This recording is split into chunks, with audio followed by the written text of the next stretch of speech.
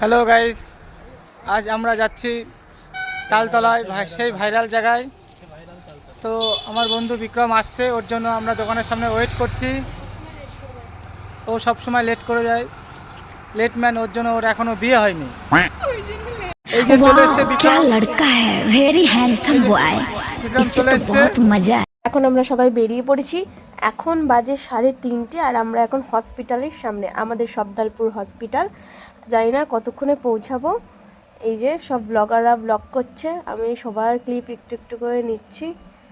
এই যে সুন্দর একটা পরিবেশ, রাস্তাঘাট এখনও শান্ত, কিন্তু কিছুটা দিয়ে এগিয়ে গেলেই বোঝা যাবে ধুলো, কীরকম ধুলো। আমরা মেখে ভূত হয়ে এসেছি।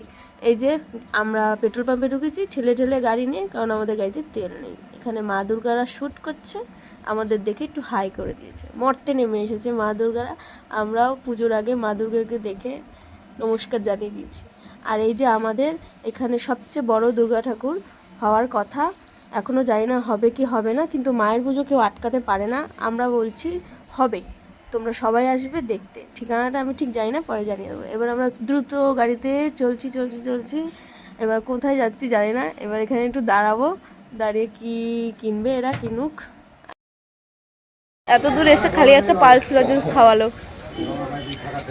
এখানে দাঁড়িয়ে টেনশন করছে যে এদের সাথে এসে কি ভুল করলাম, কারণ এই আসতে চাইনি, একে ধরে বেঁধে আনা হয়েছে। আর এখানে 2 নম্বর দেখাচ্ছে, জানি না কেন। এই যে আবার চলা শুরু করলাম, কিন্তু প্রকৃতিটা এত সুন্দর, ভিডিও যদি এখানেও কেউ করে না এত সুন্দর আসবে, কারণ সারি জায়গায় সবুজ আর সবুজ, কি সুন্দর। আর আমরা এই যে চলছি খুবই, এবার কিন্তু আমরা তালতলায় এন্ট্রি করছি। কিন্তু তালতলার আগে এটা কি দেখা যাচ্ছে, তো পাট বাগান মনে হচ্ছে, আর আশেপাশে পচা পাট, কি গন্ধ। আর এখানে ঢুকে আমি তো জাস্ট ওয়াও, অবাক, কারণ এখানে তো মেলা মনে হচ্ছে। তালতলা তো কম, তাল গাছ তো আমি ফার্স্টে দেখলামই না, ফার্স্টে লোকজন দেখলাম। যাই হোক, এখানে একদম মানে গিজগিজ লোক, এখানে না আসাই ভালো। কিন্তু আমরা যখন এসেই পড়েছি, তাহলে আমরা কেন আর বাদ যাবো, তাই আমরা 2-4টে ভিডিও করে বেরিয়ে পড়েছি।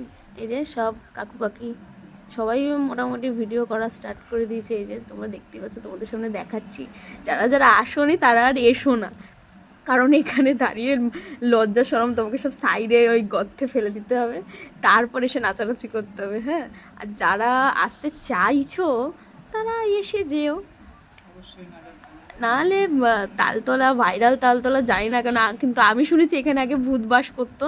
আর এই মানুষের জ্বালায় এখন আর ভূত ওখানে বাস করছে না, ওখানে ঘর বাড়ি সংসার ছেড়ে ওরে ভূতরা চলে গেছে, কারণ এখানে যা মানুষে উৎপাত করছে, ওদের থাকার আর জো নেই। আর এই দেখো কত দোকান বসে গেছে। সত্যি জায়গাটা ভাইরাল হয়ে একটা জিনিস ভালোই হয়েছে, অনেক